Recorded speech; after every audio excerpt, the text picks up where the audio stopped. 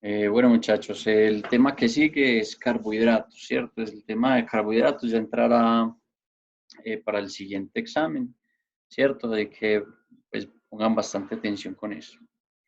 Entonces ya habíamos hablado que lo que son carbohidratos, proteínas y lípidos están compuestos de lo mismo, ¿cierto? Vamos a tener hidrógeno, vamos a tener oxígeno, carbono y nitrógeno, ¿cierto? Acuérdense que el nitrógeno es propio de todos los aminoácidos, ¿cierto? Esa es una diferencia clara, que todos los aminoácidos tienen nitrógeno por obligación, un 16%, por eso utilizamos el 6,25 como forma de poder hallar el nitrógeno por 6,25 nos va a dar proteína, ¿cierto? Pero ¿en qué se diferencia? Si son las mismas moléculas, ¿por qué se diferencian? Es por el tipo de aglomeración o secuencia en que se van colocando todos esos oxígenos, hidrógenos, carbonos y nitrógenos, ¿cierto? Entonces, vamos a ver que aquí vamos a hacer unas cadenas que se llaman mucho como si fueran unos polímeros, ¿cierto? Que es una repetición secuencial de la misma cosa. Y eso van a formar estructuras muy estables, ¿cierto? Ya lo vamos a ver. Pero si ustedes se ponen a pensar, es lo mismo que lípidos y es lo mismo que proteínas en sus componentes elementales de la tabla periódica, ¿cierto? Es decir, esos enlaces que tienen ahí de carbono, hidrógeno, nitrógeno, etcétera, esos enlaces pueden formar energía. Por eso esos tres son los que nos dan energía a nosotros, ¿cierto? Que eso lo veremos después en energía. Bueno, nosotros aquí tenemos un ejemplo más o menos cómo se representan, ¿cierto? Entonces, en este caso tenemos una hexosa, es decir, que tiene 6 carbonos, eso ya lo vamos a entender. Y miren, son cadenas de carbonos donde tienen un montón de compuestos OH en sus extremos y se puede representar de manera lineal o de manera cíclica, que eso tiene un nombre. Esta es la de Fisher y esta es la de Howard. Simplemente es para que conozcan que cuando ustedes identifiquen en un libro que es de esa manera lineal, quieren decir exactamente lo mismo de esta manera tridimensional.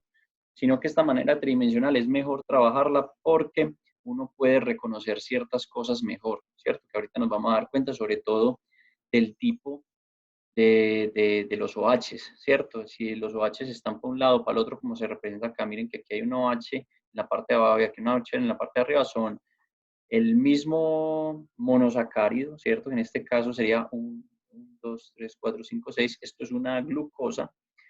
Tenemos una alfa-glucosa, una beta-glucosa, ¿cierto? Que ya vamos a entender. Y solamente ese cambio estructural hace unos cambios gigantes. ¿Listo? Bueno, entonces, ¿qué son? Simplemente son moléculas de carbono, hidrógeno, oxígeno, ¿cierto? Y sirven principalmente para dar energía, ¿cierto? En los animales es muy poquito que sea estructural, ya vamos a ver eso. Entonces nosotros vamos a darnos cuenta que principalmente da energía. Es una fuente energética muy alta. Acuérdense que las proteínas se convierten en carbohidratos y los carbohidratos se convierten en lípidos y a su vez las proteínas en lípidos, ¿cierto? Entonces eso no lo pueden descuidar. Algunas componentes de estos carbohidratos también pueden formar proteínas, ¿cierto? Que ya lo vimos que son los cetoácidos, pero no es tan común, es mucho más fácil que la proteína se vuelva carbohidrato y el carbohidrato lípido, que el carbohidrato se vuelva proteína. Y el lípido sí nunca se vuelve proteína, entonces ojo con eso. Y en los animales no lo vamos a encontrar de manera estructural. Entonces, cuando dicen que sirve como estructura, en los animales no sirve como estructura, forma muy poquita estructura, muy poquita, ahorita lo vamos a ver, pero sí es de energía. ¿Quiénes forman estructura con los carbohidratos? Pues acuérdense de los carbohidratos estructurales. ¿Quiénes tienen los carbohidratos estructurales? Pues las plantas, ¿cierto? Las plantas son las que tienen esos componentes, ¿listo? Las plantas. Vamos a borrar esto.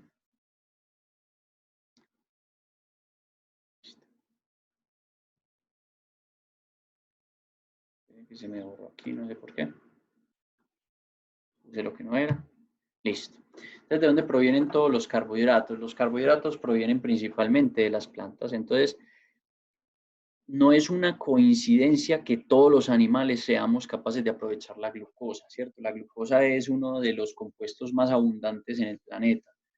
Y esa glucosa es porque desde el inicio, acuérdense que las plantas llegaron mucho antes que los animales, y las plantas se convirtieron en el único sustrato alimenticio de los animales que llegaron millones de años después. Entonces, más fácil, todos los animales nos acomodamos a lo que ya había en el planeta, ¿cierto? ¿Cómo así que en lo que había en el planeta? Pues en lo único que había, que era glucosa en exceso. Entonces, ¿cómo va a pasar eso? Miren, la fotosíntesis lo que va a generar es que consume CO2, ¿cierto? Tenemos CO2, consume CO2 una planta, además absorbe agua y además inyecta energía. Esa energía, ¿de dónde la captura? Pues de la energía solar.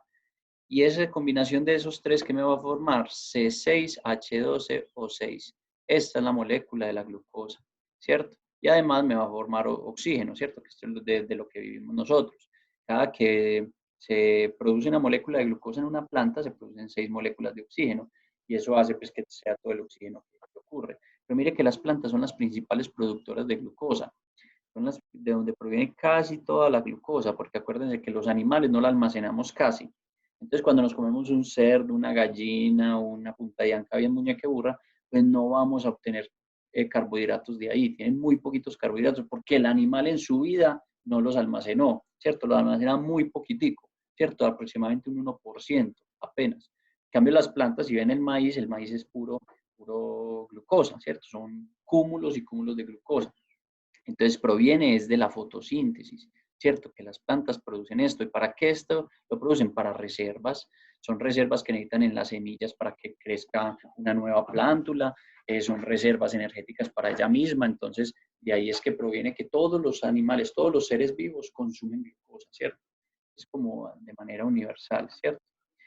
Esa glucosa, ¿cierto? Sirve para monosacáridos más complejos, ahorita los vamos a ver, y además, miren lo que yo les ponía aquí arriba, se puede formar aminoácidos a partir de creando cetoácidos, ¿cierto? Como el piruvato, el oxalacetato y el alfa-cetoglutarato, que los puede formar también los carbohidratos. Y además todo termina en ácidos grasos o lípidos. Listo. Corremos acá. Y listo. Siguiente. Bueno, entonces acá nosotros vamos a encontrar de qué está formado, eh, por ejemplo, una célula vegetal. Entonces, una célula vegetal tiene en su composición, miren, lignina, ¿cierto? La lignina lo vamos a considerar a nivel práctico como un carbohidrato estructural, pero no lo es, ¿cierto? Es una combinación de monosacáridos con una parte proteica, eso es una combinación, un montón de cosas, pero tenemos que saber que la lignina no es digestible, no digestible, ¿cierto? Entonces la lignina no nos conviene, por ejemplo, en unos pastos muy lignificados porque el animal no lo aprovecha. Tenemos las pectinas, que ya les había hablado de ellas. Las pectinas son también estructuras de carbohidratos, son también un carbohidrato estructural, pero es el más soluble de todos. ¿Cómo así que el más soluble? Tanto que nosotros no lo podemos determinar por un laboratorio, porque cuando utilizamos los detergentes neutros o ácidos, se diluye, ¿cierto? Desaparece porque la pectina es muy soluble. Pero es un carbohidrato estructural porque forma la estructura de la pared celular vegetal que también se aprovecha mucho por los animales, pues se aprovecha principalmente por los rumiantes. Y esas pectinas, por ejemplo, lo veremos mucho después, que las pectinas, por ejemplo, presentes en la cáscara de naranja, en los cítricos, esas pectinas son muy buenas para la producción de leche, ¿cierto? Para la producción de leche. Ahorita vamos a ver más adelante por qué, ¿cierto? Por un ácido que contiene para la producción de leche. Además tenemos la hemicelulosa y la celulosa. La celulosa es el carbohidrato más abundante en el planeta Tierra, ¿cierto? Es el carbohidrato estructural más abundante del planeta Tierra. Y la celulosa es la que va a dar la estructura eréctil. La celulosa, la hemicelulosa y la lignina juntas van a formar toda esa estructura eréctil que tiene una planta, ¿cierto? Como un pasto cuando va creciendo, que tiene que ser erecto para hacer la captación del solar, ¿cierto? Si nos acordamos de las fracciones de Van Soest, simplemente Van Soest fue el tipo que dijo de cómo determinar las fibras, pero no se confunda. Ese acuerde que yo siempre hablo del FDN, aquí está en inglés, entonces FDN, FDA, y LAD. ¿Qué es FDN? Hemicelulosa, celulosa y lignina, ¿cierto? Hemicelulosa, que no ve, hemicelulosa, celulosa y lignina. Eso es FDN, ¿cierto? ¿Y qué es FDA? Celulosa y lignina. Eso no se les puede volver a olvidar. Celulosa y lignina. Ese es FDA. Entonces, FDN menos FDA, pues la diferencia van a ser las hemicelulosas. FDA que es celulosa y lignina, menos LAD, que significa lignina en detergente ácido, pues por diferencia me va a dar celulosa, y lignina en detergente ácido, menos las cenizas, que todavía es un componente que no se puede arrastrar con ese detergente, me va a dar la lignina. Entonces, en este fraccionamiento yo puedo mandar a un laboratorio que me saquen FDN, FDA y LAD, ¿cierto? Y con eso yo puedo determinar en qué cantidades, en qué proporciones está hemicelulosa, celulosa y lignina, ¿cierto? Para que vayamos recordando. ¿Por qué les estoy diciendo eso? Porque estos son carbohidratos estructurales y vamos a ver su gran importancia, ¿cierto? Y en una planta tienen que entender que ese carbohidrato estructural es el que forma la estructura de la planta y solamente va a ser muy importante para dos cosas. Uno, alimentación de rumiantes, importantísimo, ¿cierto? En equinos, por ejemplo, que son herbívoros no rumiantes, en equinos es muy importante el tema de el volumen de la fibra para el ciego. Y por otro lado, en monogástricos solamente nos sirve como estrategia de alimentación en términos físicos. Es decir, por ejemplo, las cerdas en gestación que absorben tanta agua, sobre todo cuando empieza la lactancia, entonces recién paridas, ellas tienden a tener unas heces muy secas. Entonces toca adicionarle mayor número de fibra, o sea, de celulosa, hemicelulosa y lignina, para que esas heces tengan otro tipo de consistencia y no haya constipación en la cerda, ¿cierto? Es algo muy común. Entonces, las dietas de ellos son un poquito más altas en fibra. Estamos hablando de fibras del 6, 7, 8% máximo de la dieta total. Bueno, entonces aquí una imagen muy bonita que es cómo ya hablamos de los carbohidratos estructurales en una célula. Estamos en una célula vegetal. En la célula vegetal tenemos toda la parte estructural, la parte de afuera, que es la que forma el tejido eréctil. Esa parte estructural es hemicelulosa, celulosa, lignina y pectina. Listo, ya. Pero por dentro, por ejemplo, en un grano de maíz, en un grano de sorgo, en un grano de soja, de soya, eh, todo eso van a ser cúmulos o reservas de almidón, ¿cierto?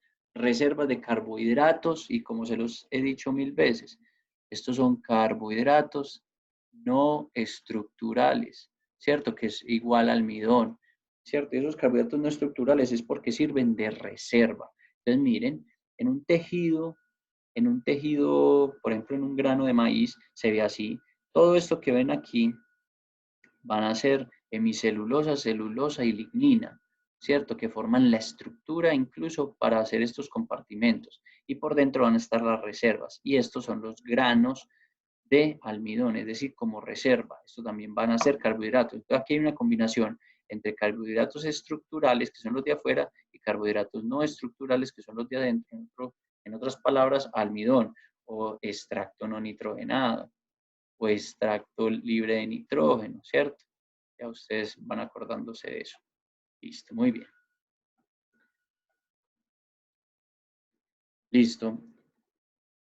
Entonces, los que yo les venía comentando es que los animales, ¿cierto? Ustedes aquí en esta imagen ven cómo aquí hay un grano de maíz, esto es una arveja, esto es un grano de soya, esto es un heno y esto es un pescado o una carne de cerdo.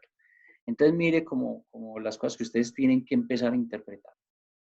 Uno, nosotros decimos que y esta es la cantidad, el porcentaje de carbohidratos que se tiene, ¿cierto? Carbohidratos. Entonces, miren, por ejemplo, el heno tiene 60% de carbohidratos, ¿cierto? Miren, muy equiparable, por ejemplo, una arveja que tiene 71%. Pero, ¿qué tipo de carbohidratos? Entonces, ustedes ya de ahora en adelante tienen que empezar a juzgar las materias primas de la manera adecuada en términos de los carbohidratos. Es decir, si ustedes le dicen que el heno tiene 60% de carbohidratos y las arvejas tienen 71%, ustedes no pueden pensar que eso es lo mismo, ¿cierto? Si una tiene 60 y la otra tiene 60, no es lo mismo, porque son el tipo de carbohidratos. Entonces empecemos a mirar. Si nosotros tenemos la paca de heno con un 60%, ¿van a ser qué? ¿Qué es una planta? Son carbohidratos estructurales. Entonces aquí vamos a encontrar diferentes proporciones de hemicelulosa, celulosa, lignina y pectinas. ¿En qué proporciones? Depende de la edad del pasto, ¿cierto? A medida que el pasto va teniendo más días, vamos a encontrar mayores niveles de lignina. Solamente para que tengan valores de referencia. Si nosotros agarramos un pasto quicuyo, y ese pasto quicuyo tiene 35 días de corte, pues vamos a encontrar un FDN aproximadamente del 53-55%.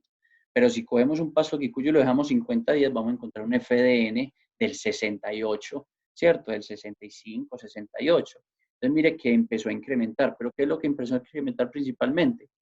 Todo ese tejido eréctil o todos esos carbohidratos estructurales y en gran proporción de lignina, ¿cierto? Entonces ese es uno. Esos valores de referencia ustedes les van haciendo cada vez más fácil cuando veamos más y más ejercicios. Y por otro lado están las arvejas, ¿cierto? Por ejemplo, una arveja.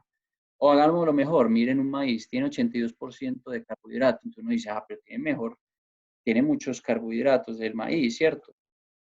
¿Y qué pasaría con un heno, por ejemplo, del 70% de FDN? Mire que este tiene 82 y este tiene 70, pero como ya dijimos, este 70% de un heno muy viejo sería puro carbohidrato estructural. En cambio, el maíz es 82% de ¿qué? Carbohidrato no estructural. Es decir, ¿de qué está lleno esto? De almidón. Y ambos van a servir para cosas muy diferentes. Yo no le puedo dar a un cerdo heno. ¿Por qué? Porque no hay un complejo enzimático que sea capaz de aprovechar los carbohidratos estructurales, o sea, el FDN. En cambio, a un cerdo yo sí le puedo dar maíz todo el tiempo, ¿cierto? Y a todos los animales le puedo dar, porque son ¿qué? Carbohidratos no estructurales. ¿Cuál es el principal? Ya lo dijimos, el almidón. ¿Listo? Entonces, ojo con eso que no les puedo volver a olvidar. Y por otro lado tenemos, miren las concentraciones que tiene el tejido animal. El 1% del tejido animal es carbohidrato. ¿Y qué tipo de carbohidrato es? Entonces aquí les introduzco otro nombre que muchos ya lo conocen, que se llama el glucógeno. El glucógeno es la forma de almacenamiento de carbohidratos a nivel muscular y hepático, es decir, en el músculo y en el hígado.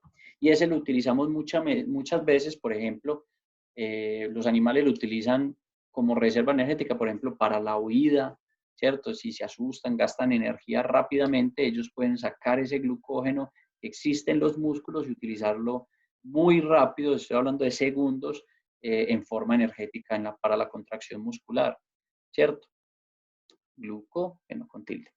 Entonces, pero la concentración va a ser muy bajita, o sea, todo el carbohidrato que nosotros comemos, la papita, la yuca, el maíz, el arroz, todo eso que son carbohidratos, van a entrar y mire que no se van a formar una estructura grande, no van a formar un tejido, solamente un 1% de nuestros cuerpos.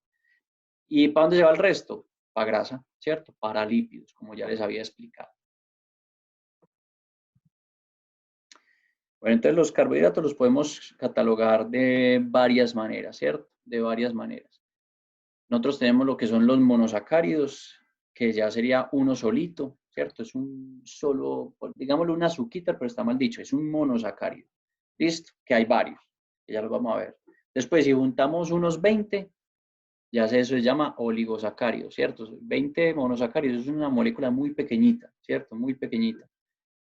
20, más o menos de 10 a 20 ya los llamamos oligosacáridos. Y cuando son más de 20, pues los llamamos polisacáridos, ¿cierto?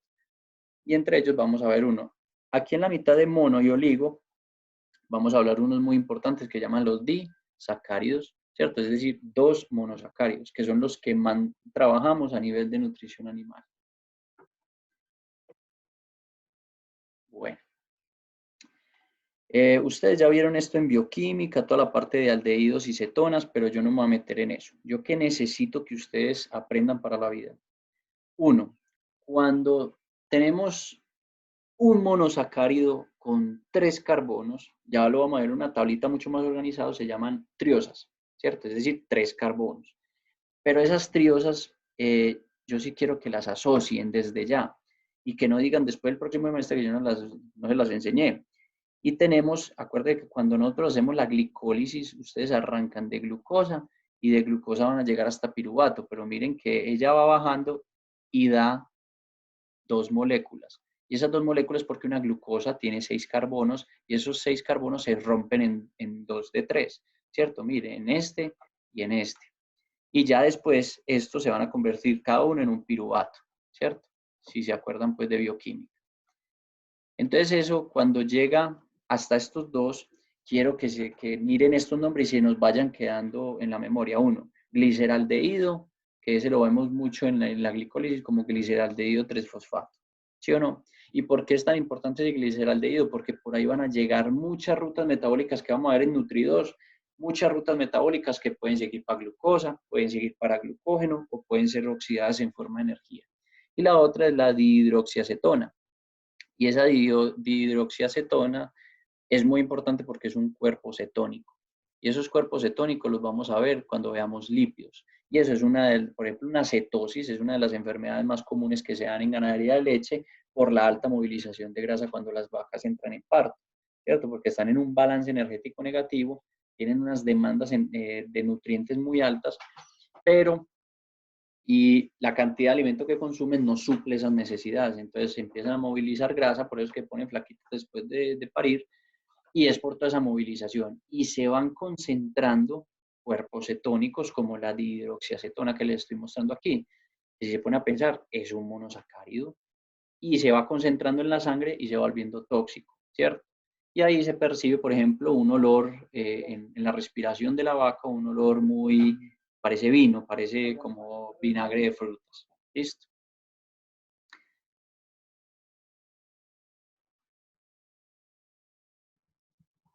Entonces miren este cuadro. Este cuadro son de monosacáridos. ¿Listo? ¿Y qué vamos a ver en estos monosacáridos? Listo. Tenemos las triosas, es decir, 3 carbonos. ¿Qué son esas triosas? Esas triosas, las que a mí me importan son, mire, el gliceraldehído porque es gliceraldehído 3-fosfato y la dihidroxiacetona como cetonas, ¿cierto? Y son importantes como intermediarios en la glicólisis porque acuérdense que la glucosa baja y pum, se separan dos y esas son esas dos triosas. Muy bien, las tetrosas, o sea, 4 carbonos, no nos vamos a meter mucho por ahí, no las utilizamos casi en nutrición. Las pentosas, 5 carbonos. Las pentosas las vamos a encontrar en animales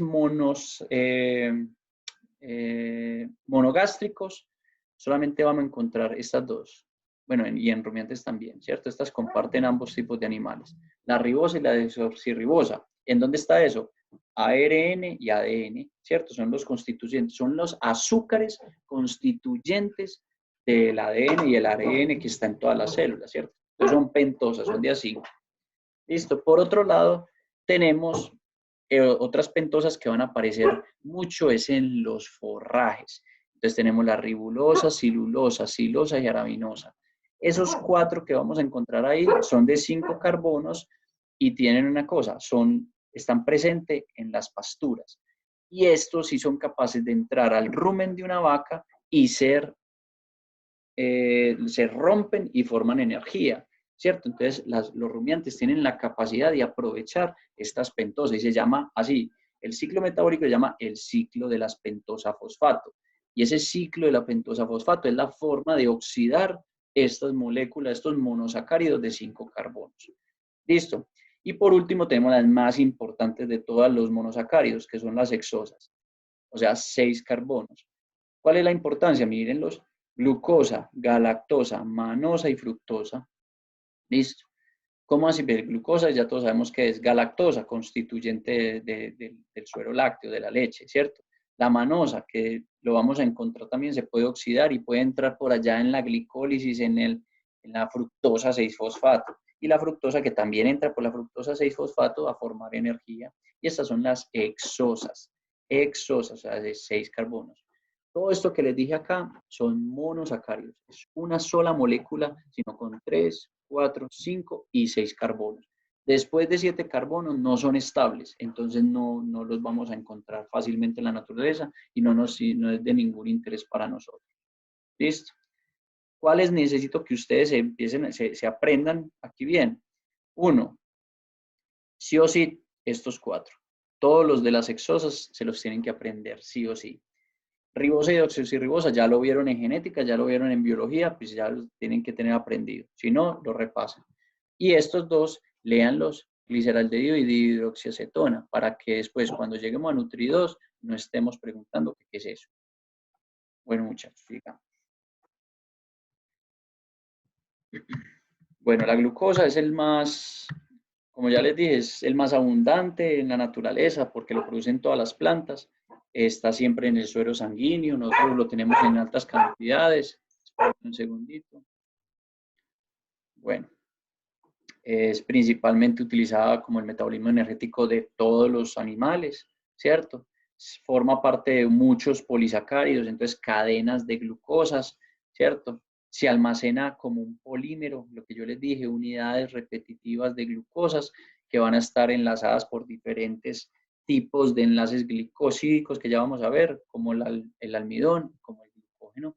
El almidón son cadenas de glucosa, eso es todo. Y el glucógeno son cadenas de glucosa, eso es todo. El almidón, ¿dónde lo encontramos? En los granos y tubérculos, ¿cierto? Maíz, sorgo, soya, yuca, papa, etc. ¿Y dónde encontramos el glucógeno? En tejido animal, ¿cierto? Que les dije que constituye el 1% de los carbohidratos que posee un cerdo, un ave, nosotros, etc. ¿Listo? Y también forma, por ejemplo, las celulosas son cadenas de glucosa solita, cadenas de glucosas. Ya vamos a ver las diferencias, pero forma es una estructura dura, firme, que va a ayudar a las plantas a tener un tejido eréctil, por ejemplo, la celulosa. ¿Listo? Este simplemente es mostrando la fórmula de Fischer y la fórmula de Haworth, pero de eso no nos vamos a centrar. Ya saben que existen esas dos y es mejor utilizar la de Haworth. Bueno, aquí les dije que cuando uno utiliza esas estructuras es muy importante saber hacia qué lado está este OH, ¿cierto? Normalmente los monosacáridos se van contando por número de carbono, ¿cierto? Entonces aquí está el 1, aquí está el 2, aquí está el 3, aquí está el 4, aquí está el 5 y aquí está el 6, ¿cierto? Esto es una glucosa. Cuando nosotros tenemos este grupo del OH lo tenemos hacia abajo, vamos a encontrar que es una alfa glucosa. Y cuando está hacia arriba es una beta glucosa. Eso nos dice muchas cosas, porque los enlaces, dependiendo si son alfa y beta, van a cambiar todo. Todo, todo, todo, absolutamente. Ya vamos a ver por qué. ¿Listo? Entonces ya saben cómo se enumera, ya saben qué pasa que hay alfas y beta, y ya vamos a entender esas diferencias porque son tan importantes. ¿Listo? Aquí tenemos un enlace glucosídico, ¿cierto? Enlace glucosídico. El enlace glucosídico simplemente es la forma en que dos monosacáridos se van a unir, ¿cierto? Y esos dos monosacáridos se van a unir de manera alfa o beta, ¿cierto? De manera alfa o beta. Miren acá, por ejemplo, como tenemos el OH hacia abajo, pues vamos a tener un enlace entre, miren este enlace, ¿cómo se llama? Se llama un enlace, uy, esto puse el que no. Este es un enlace alfa 1,4, ¿cierto? Es decir, el carbón de donde comienza, ¿cierto? Este carbón número 1 es alfa y se une con un carbono 4, entonces un alfa 1,4, ¿cierto?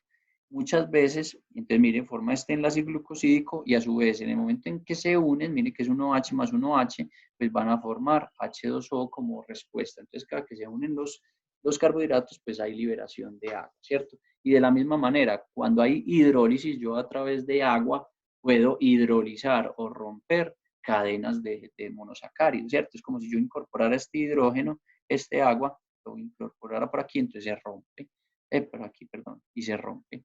Listo, entonces ya sabemos que existen estos, que alfa 1,4. Vamos a ver otros de ese tipo. Listo, entonces miren que hay, pueden ser para todos los lados. Puede ser alfa o beta, esas uniones. Y puede ser 1, 2, 1, 3, 1, 4, 1, 5, 1, 6, 2, 2, 2, 3, 2, etcétera, etcétera, etcétera. O sea, tiene todas las formas y variabilidades que hay. A nosotros nos va a interesar mucho las 1, 4, 1, 6, ¿cierto? Y vamos a ver que nos va a interesar mucho las alfa y las beta. Bueno, además de, esto es adicional, nosotros tenemos que saber que los monosacáridos no solamente se unen entre sacáridos, ¿cierto? No es un monosacárido con otro monosacárido. Muchas veces se forman, y que yo les he dicho mucho, que muchos de los receptores que existen en las membranas celulares son glicoproteínas. Y esas glicoproteínas, ¿qué son? Glico, porque son azúcares con proteína. Entonces, mire que también tienen la capacidad de formar glicolípidos y glicoproteínas. Ellos se pueden juntar, proteínas con monosacáridos y lípidos con monosacáridos, ¿cierto? Para que lo tengan en cuenta. Listo. Y ya esos son los heterócidos, ¿cierto? Que tienen dos moléculas diferentes. Y los holócidos simplemente es el contrario, que se pueden formar cadenas de solo monosacáridos. Solamente tiene monosacáridos en cadenas. Eso es todo. Bueno.